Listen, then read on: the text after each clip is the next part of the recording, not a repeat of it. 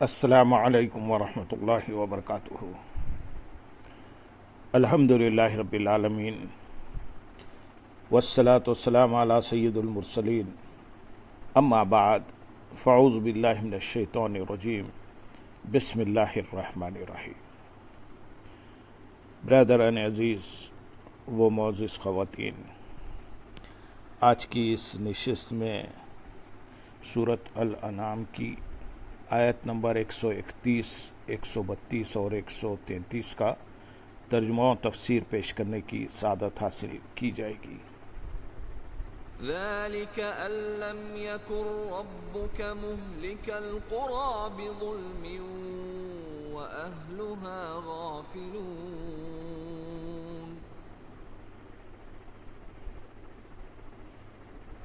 ولكل درجات مما عملوا وما ربك بغافل عما يعملون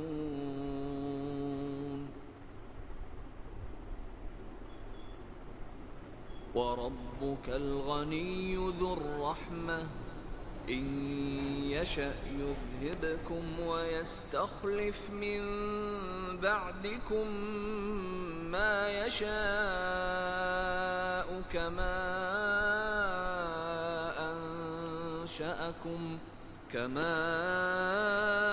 أنشأكم من ذرية قوم آخرين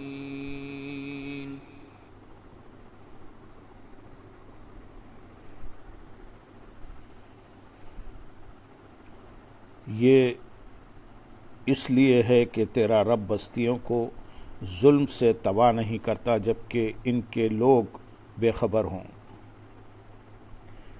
ذالک، یہ تفسیر خازن، بغوی تفسیر کبیر، بیضاوی البحر المحیط تفسیر طبری، مدارک، جلالین، روح البیان، روح المعانی وغیرہ کتب تفسیر میں ذالک کا مشار الیہ رسولوں کا بھیجنا اور ان کا کفار کو عذاب الہی سے ڈرانا مذکور ہے۔ تفسیر خازن میں اسے جمہور مفسرین کا قول قرار دیا گیا اور اسے ہی اصحا کہا گیا۔ تفسیر البحر المحیط میں اس کے علاوہ دو قول اور مذکور ہیں۔ ایک مشار الیہ پچھلی آیت میں مذکور سوال ہے۔ دو کفار کا جھٹلانا اور گناہوں میں مبتلا ہونا۔ ان دونوں اقوال کو صاحب تفسیر البحر المحیط نے درست قرار نہیں دیا، البتہ تفسیر ابو سعود میں اس کا مشار الیہ کفار کا اعتراف و اقرار مذکور ہے، اور صاحب روح المعانی نے پہلے جمہور مفسرین والا قول ذکر کیا، اس کے بعد خیل کہہ کے کفار کے اعتراف والا قول ذکر کیا ہے۔ تفسیر سمرقندی میں بھی یہ قول مذکور ہے۔ ذالک، یہ یعنی یہ اس لیے ہے کہ رب تعالیٰ بستیوں کو ان کی معصیت اور ظلم کی وجہ سے تباہ نہیں کرتا جبکہ ان کے لوگ بے خبر ہوں، بلکہ عذاب سے پہلے رسول بھیجے جاتے ہیں جو انہیں ہدایت فرماتے اور ان پر حجت قائم کرتے ہیں، اس پر بھی وہ سرکشی کریں تو ہلاک کر دیے جاتے ہیں۔ لہذا قیامت میں حساب کتاب، سوال جواب رب تعالیٰ کی بے علمی کی وجہ سے نہیں بلکہ اس لیے ہے کہ جیسے دنیا میں بے خبروں پر عذاب نہیں، ایسے ہی آخرت میں بھی نہیں۔ مجرموں کو بتا کر اعمال نامہ دکھا کر عذاب دیا جائے گا۔ اس آیت سے دو مسئلے معلوم ہوئے۔ ایک یہ کہ اللہ تعالیٰ بد عملی کے بغیر عذاب نہیں بھیجتا، دوسرا یہ کہ نبی کی تبلیغ پہنچے بغیر کسی کو بد عملیوں کی سزا نہیں مل سکتی۔ آیت نمبر 132 میں ارشاد ہے، اور ہر ایک کے لیے ان کے اعمال سے درجات ہیں اور تیرا رب ان کے اعمال سے بے خبر نہیں۔ اور ہر ایک کے لیے درجے ہیں، ہر ایک کے لیے چاہے وہ نیک ہو یا گناہگار اس کے اچھے اور برے اعمال کے اعتبار سے درجے ہیں اور انہی کے مطابق ثواب اور عذاب ہوگا۔ جنتیوں کو جنت میں ان کے نیک اعمال کے مطابق درجے دیے جائیں گے، ایسے ہی جہنمیوں کو جہنم میں ان کے برے اعمال کے مطابق مختلف درجوں میں سزا دی جائے گی۔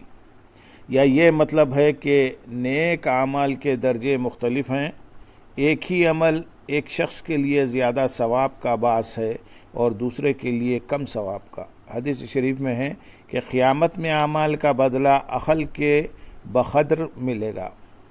لہذا اس آیت میں سے ہزارہ مسائل معلوم ہو سکتے ہیں۔ عمل کا صلہ جگہ، وقت، موقع اور ضرورت کے لحاظ سے مختلف ہوتا ہے۔ جیسے جہاں مسجدیں بہت زیادہ ہوں اور کنویں کم ہوں، وہاں مسجد کی بجائے کنواں بنوانا زیادہ اچھا ہے۔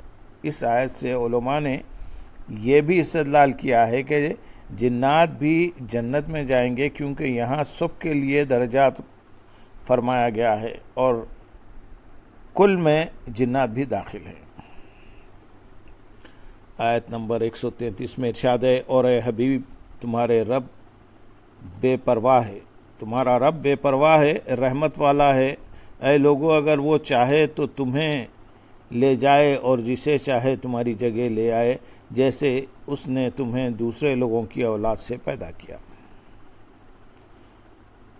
اس آیت سے یہ درس بھی ہو سکتا ہے کہ اے لوگو، اللہ عز و جل تمہیں جو ایمان اور اعمال صالحہ کی دعوت دیتا ہے اور کفر و شرک اور بد اعمالیوں سے منع فرماتا ہے، تو یہ نہ سمجھو کہ اس میں اس کا کوئی فائدہ ہے، بلکہ وہ تو غنی ہے، اسے کسی کی کوئی حاجت نہیں، البتہ چونکہ وہ رحمت والا ہے اس لیے وہ تمہیں نصیحت فرماتا ہے اور تمہیں تمہارے بھلے کی باتیں بتاتا ہے، ورنہ اگر وہ چاہے تو تم سب کو فنا کر دے اور تمہاری جگہ دوسرے لوگوں کو لے آئے، جیسے بہت سی قوموں کو اس نے فنا کر دیا، یا جیسے تم دوسروں کے بعد اس دنیا میں آئے، اسی طرح تمہارے بعد دوسرے آ جائیں گے، تو اس دنیاوی زندگی اور مال و متاع پر غرور نہ کرو۔ اللہم صلی علی سیدنا محمد وعلی آل سیدنا محمد وبارک وسلم، وآخر دعوانا ان الحمد للہ رب العالمین۔ سبحان ربک رب